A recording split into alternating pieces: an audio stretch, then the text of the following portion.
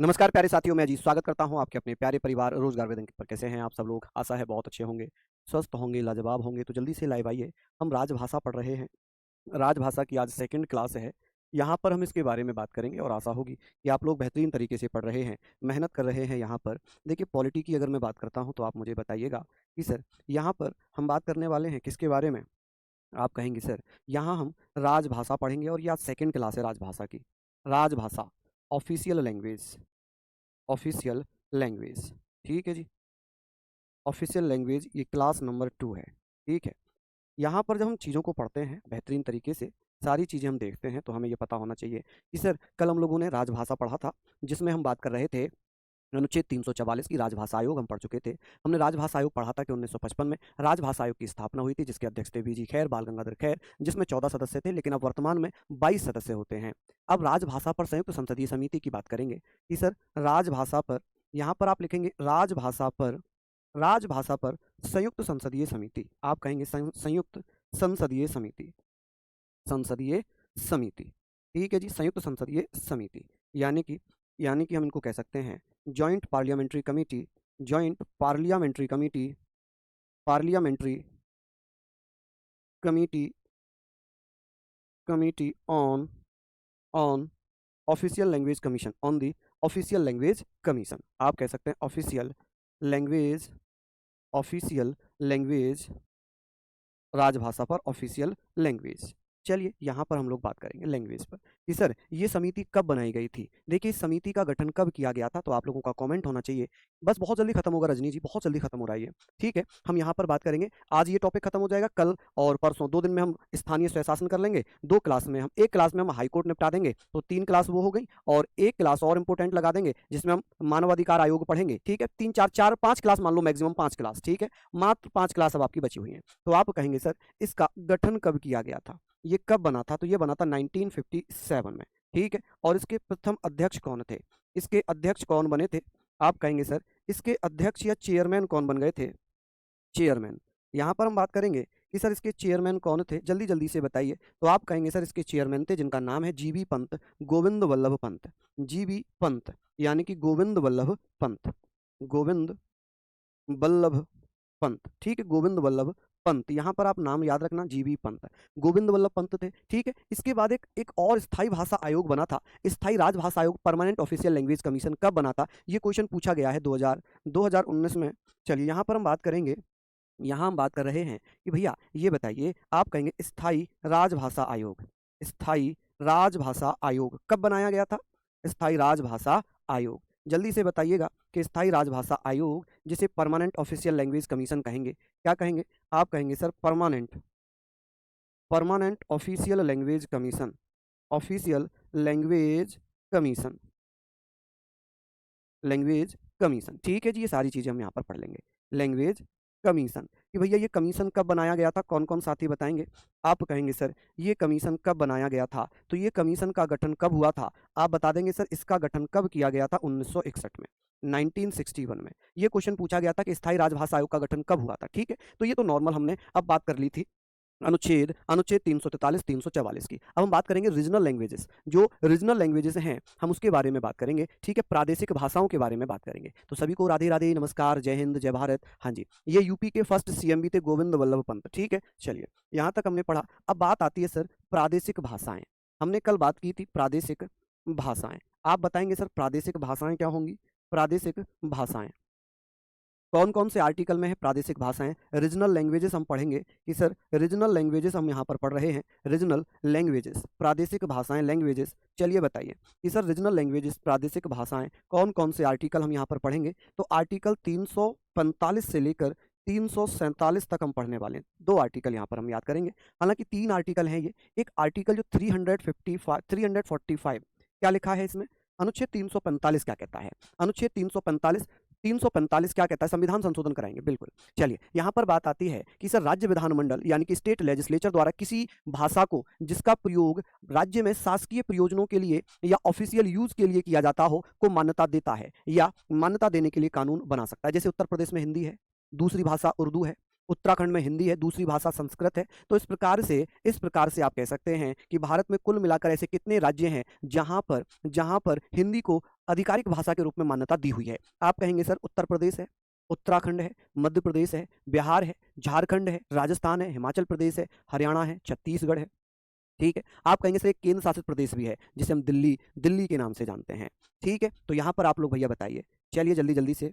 हाँ जी, बहुत बढ़िया। हम लोग यहाँ पर बात कर रहे हैं कि सर राज्य विधानमंडल द्वारा, यहाँ हम क्या पढ़ेंगे, आप कहेंगे सर राज्य विधानमंडल द्वारा, विधान मंडल जिसे हम क्या पढ़ते हैं, राज्य विधान मंडल जिसे हम क्या पढ़ते हैं, state legislature, state legislature,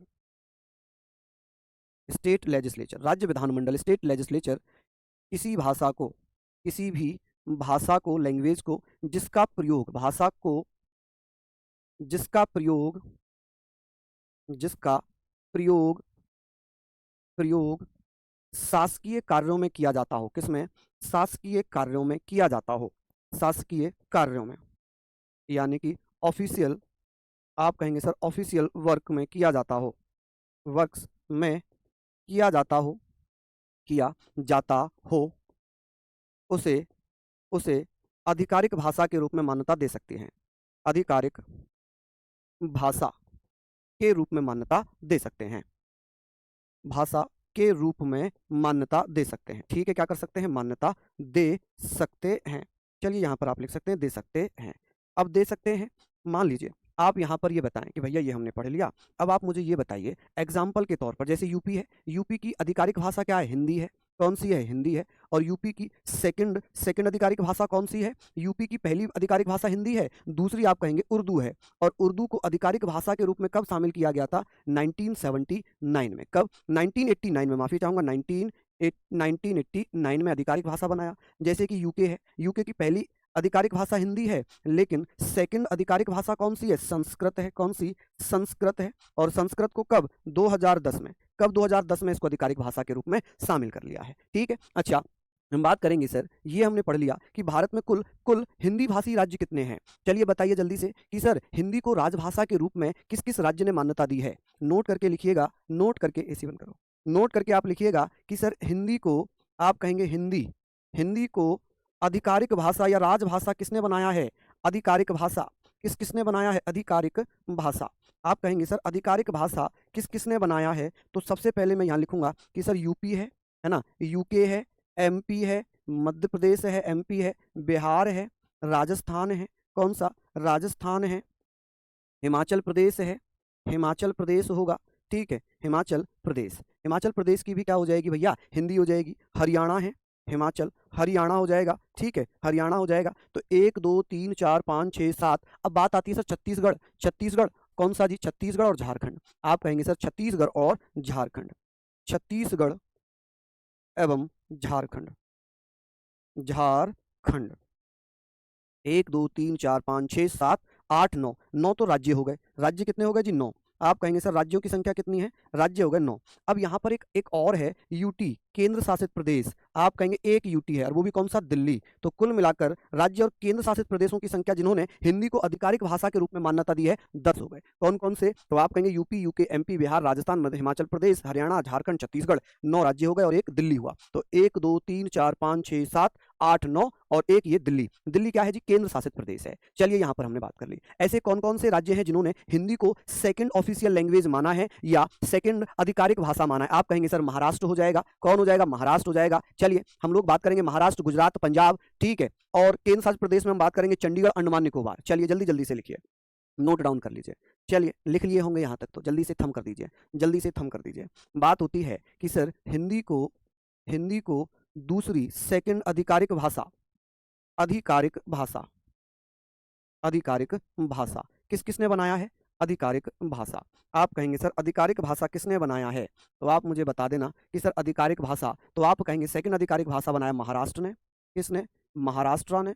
Punjab ने, किसने भैया, आप कहेंगे भैया पंजाब ने। देखिए पंजाब की पहली तो पंजाबी हो गई है ना, पंजाब हुआ, गुजरात हुआ, गुजरात हो जाएगा, महाराष्ट्र हो जाएगा। ठीक है, ये 3 राज्य हो गए। और यूटीज कितने हो गए, तो राज्य हो गए 3 राज्यों ने, 3 राज्य हैं। और यूटीज तो आप जानते ही होंगे, यूनियन टेरिटरीज, केंद्र शासित प्रदेश। जैसे कि आप कहेंगे चंडीगढ़ है, चंडीगढ़ चंडीगढ़ की आधिकारिक भाषा, दूसरी आधिकारिक भाषा है हिंदी। और भैया अंडमान निकोबार, कौन सी? अंडमान निकोबार, अंडमान निकोबार, निकोबार, ठीक है, अंडमान निकोबार द्वीप समूह, इनकी क्या है? तो ये सेकंड आधिकारिक भाषा है हिंदी। और ऐसे राज्य जिन्होंने अंग्रेजी को, अंग्रेजी हमारी हमारी भैया संविधान में नहीं है। अंग्रेजी को आधिकारिक भाषा किसने बनाया है? ऑफिशियल लैंग्वेज किसने बनाया है? आधिकारिक भाषा। कौन कौन से राज्य हैं जिनकी ऑफिशियल लैंग्वेज, आधिकारिक भाषा यानी कि प्रादेशिक भाषा कौन सी है? अंग्रेजी है। तो आप कहेंगे सर 3 राज्य हैं, तीनों ही पूर्वोत्तर राज्य हैं, जैसे मेघालय, मिजोरम और नागालैंड। आप कहेंगे सर मेघालय, मेघालय, मिजोरम, मिजोरम, मेघालय, मिजोरम, और आप कह सकते हैं सर कौन सा? नागालैंड, नागालैंड। ठीक है जी। चलिए, तो ये सारी चीज़ें हम लोग यहाँ पर पढ़ेंगे। ये सारी चीज़ें हमने पढ़ ली। अब आप मुझे बताइए, अनुच्छेद, ये सारी चीज़ें हो गई। अब एक आर्टिकल 345 के बाद आता है 346। अनुच्छेद 346 में क्या लिखा है? अनुच्छेद 346 कहता है कि एक राज्य दूसरे राज्य से जिस भाषा में बात करेगा वो पत्राचार की भाषा होगी, यानी कि हम कह सकते हैं पत्राचार की भाषा, पत्राचार की भाषा या पत्राचार की राजभाषा, ऑफिशियल लैंग्वेज फॉर कम्युनिकेशन, कि केंद्र के साथ, राज्य के साथ एक राज्य दूसरे राज्य से कैसे बात कर रहा है, तो उसके बारे में भी हम लोग, यूटीज हम क्या कहते हैं? यूटीज का मतलब होता है केंद्र शासित प्रदेश, यूटीज केंद्र शासित प्रदेश, यूनियन टेरिटरी जिसे हम कहते हैं, केंद्र शासित प्रदेश। यहां पर हम बात कर रहे हैं सर पत्राचार की भाषा। किसकी भाषा? पत्राचार, पत्राचार की भाषा, पत्राचार की भाषा, लैंग्वेज, ऑफिशियल लैंग्वेज, राजभाषा करिए इसको, पत्राचार की राजभाषा, ऑफिशियल लैंग्वेज। आप कहेंगे sir official language, official language, official language of communication, communication. चलिए, ऑफिशियल लैंग्वेज ऑफ कम्युनिकेशन। चलिए, कि यहाँ पर एक राज्य दूसरे राज्य से किस भाषा में बात करेगा। उर्दू रॉन्ग लिख दी क्या मैंने? कहाँ लिख दी उर्दू? उर्दू गलत है क्या? उर्दू कैसे लिखते हैं? उर्दू, उर्दू ऐसे लिखते हैं क्या? उर्दू ऐसे लिखते हैं क्या? देख लेना भैया, इसमें कौन सा कोई वहाँ पे स्पेलिंग का आपको नंबर मिलेगा? वहाँ पर तो आपको केवल नंबर उसका ही मिलेगा ना जो सही आंसर होगा। सही से लिखूँ? क्या क्या गलत लिख दिया मैंने? कुछ गलत लिखा है क्या भाई? अब एक बच्चे ने बोला भाई देख लेते हैं कहाँ पर क्या मिला, लिखा है मैंने, देखते हैं आधिकारिक भाषा, कहाँ पर क्या गलत लिखा है भाई। ये तो मैंने एग्जाम्पल दे दिए थे, ये तो मैंने एग्जाम्पल आपको दिए थे, और मैंने क्या गलत लिख दिया भाई बताएं? स्पेलिंग, आधिकारिक भाषा, चलिए ये भी ठीक है। यहाँ पर पत्राचार, पत्राचार, ओके, यहाँ पर पत्राचार गलत था, चलिए पत्राचार, ठीक है, पत्राचार, चलिए, की राजभाषा, ऑफिशियल लैंग्वेज फॉर कम्युनिकेशन, ठीक है, पत्राचार गलत था, ठीक है, ओके ओके। हमने यहाँ पर पढ़ लिया कि एक राज्य दूसरे राज्य से जिस भाषा में बात करना चाहें, एक राज्य दूसरे राज्य से, एक राज्य दूसरे राज्य से जिस भाषा में बात करते हैं, जिस भाषा में भी बात करना चाहें, जिस भाषा में मैं वार्ता करना चाहें, कम्युनिकेशन करना चाहें, वार्ता करें, उसे हम क्या कहते हैं? पत्राचार की भाषा कहते हैं। चलिए, सिंपल सा था। अब बात आ गई सर अनुच्छेद, अनुच्छेद 347। अनुच्छेद 347 में क्या लिखा हुआ है? अनुच्छेद 347 क्या कहता है? अनुच्छेद 347 में लिखा हुआ है कि राजभाषा को, राजभाषा के लिए राष्ट्रपति द्वारा निर्देश दिए जाते हैं, direction by president for official language, कि यदि किसी राज्य में किसी भाषा को बोलने वालों की संख्या ज़्यादा है तो राष्ट्रपति उस भाषा को उस राज्य की मान्यता दे सकते हैं कि ये यहाँ की भाषा है। बिल्कुल, देखिए जयंत जी, बिल्कुल मान्यता, हाँ जयंत बिल्कुल सही कह रहे हैं सर, बोले तो पत्राचारी थे तो हमने पत्राचार लिख लिया। ये कॉमन सेंस है, बिल्कुल आपने सही यूज किया, लेकिन कुछ बच्चों को तो ये दिखाना है, अरे सर जी ने तो मात्रा गलत लिख दी, मजा आएगा, अब मजा आएगा। अब सर जी को बताएंगे, हमें बहुत गलत बताते हैं, सर जी को बताएंगे, गलत लिख दिया हो, सर जी बोर्ड पे तो स्पेलिंग ही गलत लिख दिया हो, हम सबको बताऊंगा। उन्हें भी तो मौका मिलना चाहिए सर जी की मजाक बनाने के लिए। चलिए, तो ये हमने पढ़ लिया यहाँ पर। अब लो भैया मैं उर्दू भी सही कर दूं, वरना पता चला कि आप जो है इसको भी एक इशू बना दो। चलिए, उर्दू, उर्दू क्लियर है? बहुत बढ़िया, यहाँ तक हमने पढ़ लिया, यहाँ तक हमने सारी चीजें पढ़ ली। आगे बात करते हैं, हम यहाँ पर बात कर लेते हैं, एक आर्टिकल है, आर्टिकल 347। क्या लिखा हुआ है इसमें? इसमें लिखा है कि भैया, इसमें लिखा है राजभाषा के लिए, राजभाषा के लिए यहाँ पर हम क्या बात करेंगे? राजभाषा के लिए राष्ट्रपति द्वारा डायरेक्शंस यानी कि निर्देश, ठीक है, राजभाषा के लिए राष्ट्रपति द्वारा निर्देश, कि किसी भी राज्य में किसी एक विशेष क्षेत्र में कोई विशेष भाषा बोली जाती हो तो उस भाषा को राष्ट्रपति मान्यता दे सकते हैं। क्या कर सकते हैं? मान्यता दे सकते हैं। चलिए, बहुत बढ़िया जी, जान रहे हैं, जान रहे हैं नहीं? बोलिए। चलिए, हम यहाँ पर लिखते हैं, यहाँ पर हम लोग लिख लेते हैं कि भैया अब आप मुझे बताएं राजभाषा, राजभाषा के संबंध में राष्ट्रपति द्वारा निर्देश, किसके द्वारा? राष्ट्रपति द्वारा निर्देश। ठीक है जी, निर्देश आप समझ ही गए, मैंने क्या बताया था अभी, निर्देश। आप कहेंगे सर डायरेक्शन, आप कहेंगे सर यहाँ पर हम लोग बात करेंगे sir direction, direction of the, direction, direction for the official language, official language Y president, Y president, कि भैया राष्ट्रपति से यदि कोई रिक्वेस्ट करे कि भैया कोई विशेष भाषा बोली जाती हो तो उसे मान्यता दी जा सकती है। कौन देगा जी? राष्ट्रपति देंगे। कौन? राष्ट्रपति। क्या ये सारी चीजें आपने नोट डाउन कर ली?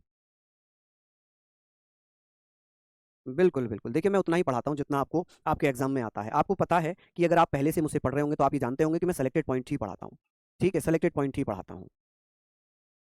समझ गए? चलिए बहुत बढ़िया, शानदार। आगे बात करते हैं, आगे बात कर लेते हैं। यहाँ हमने पढ़ लिया कि सर अब बात आती है सुप्रीम कोर्ट और हाई कोर्ट की भाषा। ठीक है, सुप्रीम कोर्ट एवं हाई कोर्ट में प्रयोग की जाने वाली भाषा, सुप्रीम कोर्ट एवं हाई कोर्ट, सुप्रीम कोर्ट एवं हाई कोर्ट, हाई कोर्ट की भाषा, language of the supreme court and high court.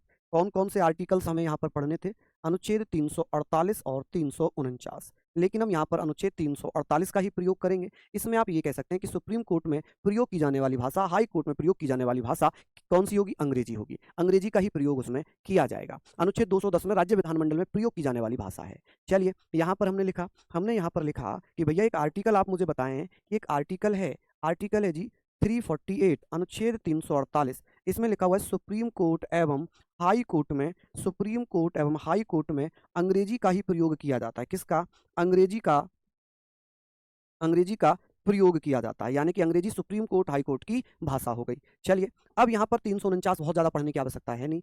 अनुच्छेद अब आती है विशेष निर्देश की भाषा, विशेष निर्देश की भाषा, विशेष निर्देश की भाषा, की भाषा, विशेष निर्देश की भाषा, यानी कि special directive for, language for the special directives. आप कहेंगे sir language of the special directives, language for the special directives, directives. ठीक है, चलिए ये सारी चीज़ों को हम लोग पढ़ रहे हैं, इसको आप लोग देखिएगा। आगे बात करते हैं कि सर इसमें कहाँ से कहाँ तक हमें पढ़ना है। इसमें आर्टिकल है 350 से लेकर 351 तक, अनुच्छेद 350 से 351।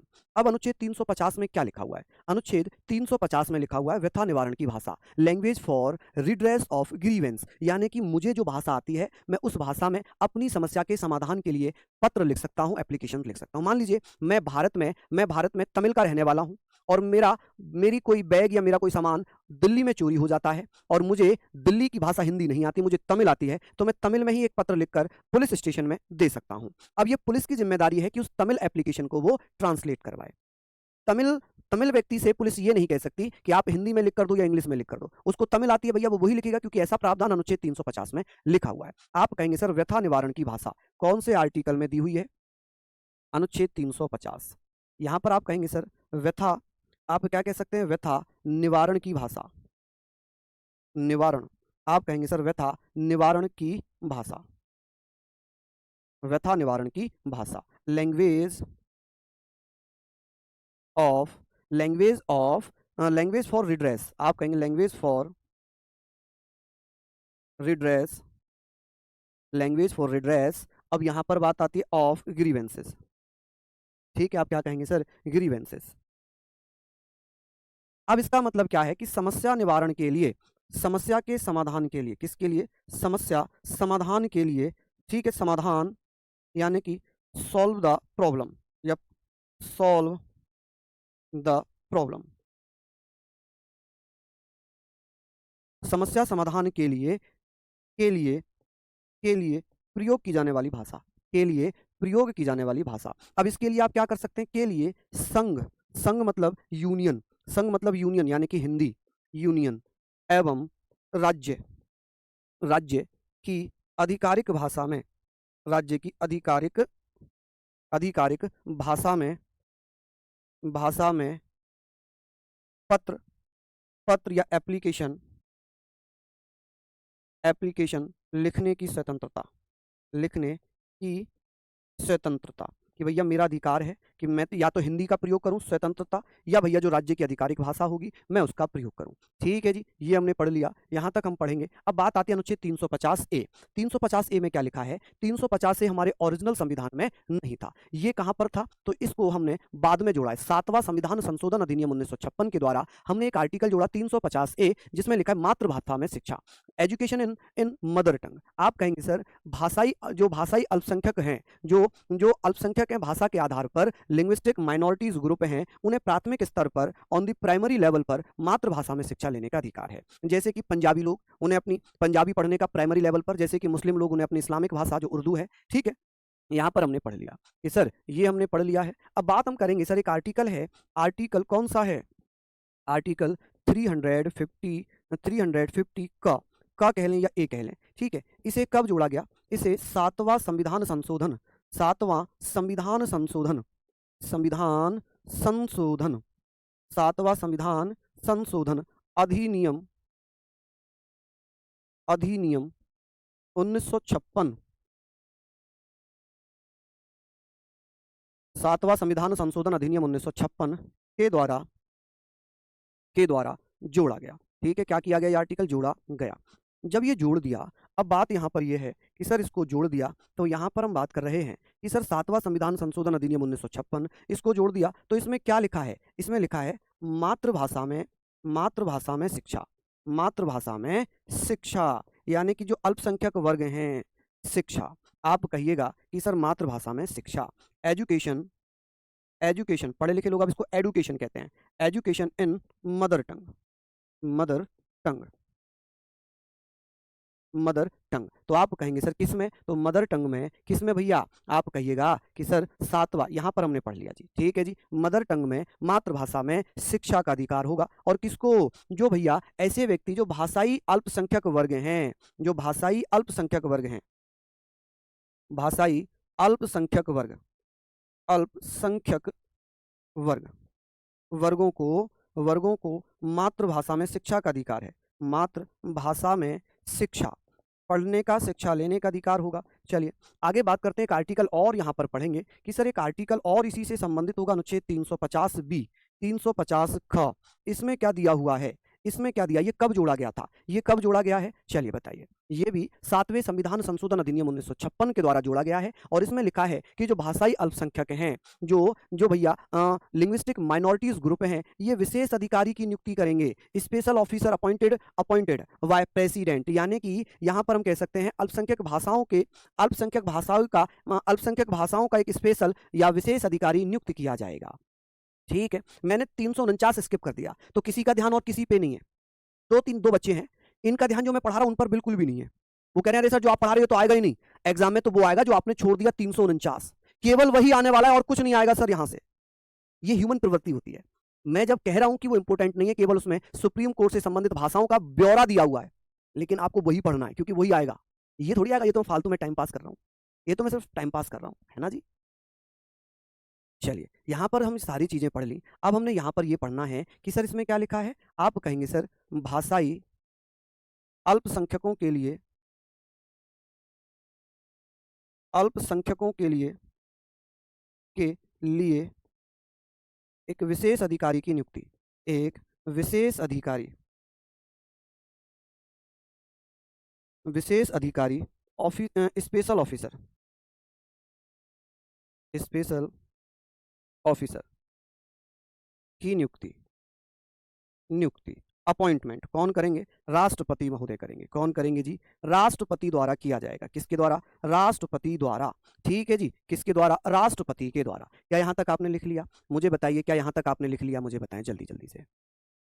7वां है भैया, 71वां कहाँ लिखाई दे रहा है आपको? ये 7वां संविधान संशोधन 1956 है। यहाँ भी मैंने कहाँ लिखा था? यहाँ मैंने 7वां संविधान संशोधन लिखा है, इसको भी मैं 7वां संविधान संशोधन, constitutional amendment act, constitutional amendment act 1956 के द्वारा जोड़ा गया, जोड़ा गया। चलिए इसको आप लोग लिख लीजिए, यहां पर आप लोग इसको नोट डाउन कर लीजिए। बहुत बढ़िया कविता जी, धन्यवाद। हाँ जी, महाराष्ट्र में विवाद हो गया। महाराष्ट्र में कुछ ज़्यादा ही आजकल चल रहा है कि मराठी बोलो, हिंदी मत बोलो, ये मत करो, वो मत करो। चल रहा है, ये महाराष्ट्र में भी चल रहा है, कर्नाटक में भी चल रहा है, केरल में भी चल रहा है। ठीक है जी, चलिए आप लोग यहाँ पर लिख लीजिए। आगे बात करते हैं। आगे बात करते हैं, एक आर्टिकल है अनुच्छेद 351, आर्टिकल 351। इसमें क्या लिखा हुआ है? इसमें लिखा है अनुच्छेद 351 में हिंदी भाषा का विकास। राज्य क्या करेगा? हिंदी भाषा के विकास के लिए कुछ महत्वपूर्ण कदम उठाएगा। यानी कि हिंदी भाषा का विकास कौन से आर्टिकल में है? हिंदी भाषा का विकास, हिंदी भाषा का विकास। चलिए आप यहाँ पर हिंदी भाषा का विकास आप मुझे बता सकते हैं कि sir development of Hindi language, Hindi language.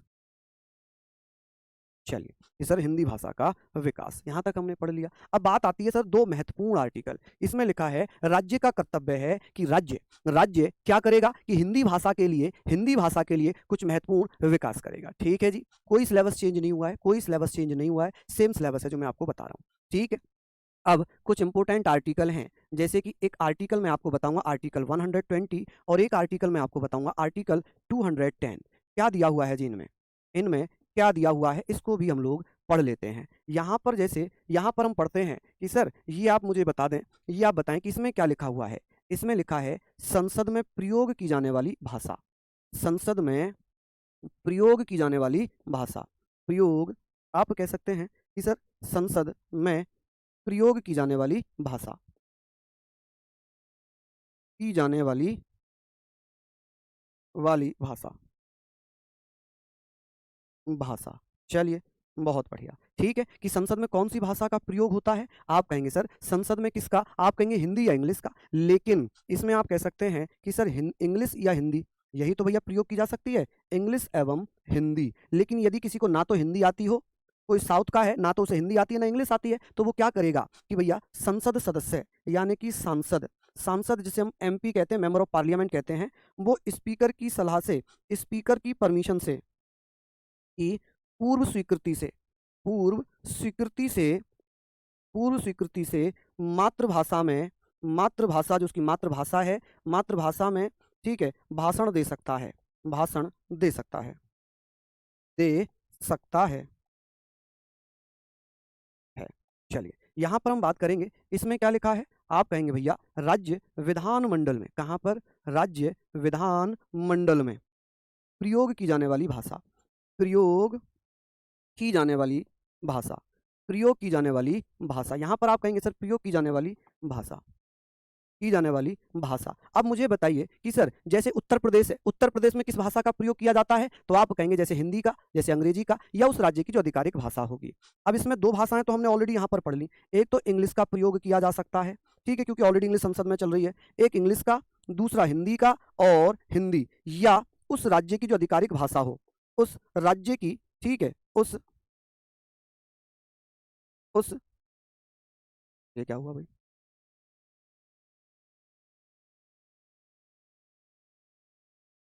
चलिए प्रयोग की जाने जाने वाली भाषा। चलिए यहाँ पर हम पढ़ रहे थे हिंदी, इंग्लिश, हिंदी या उस राज्य में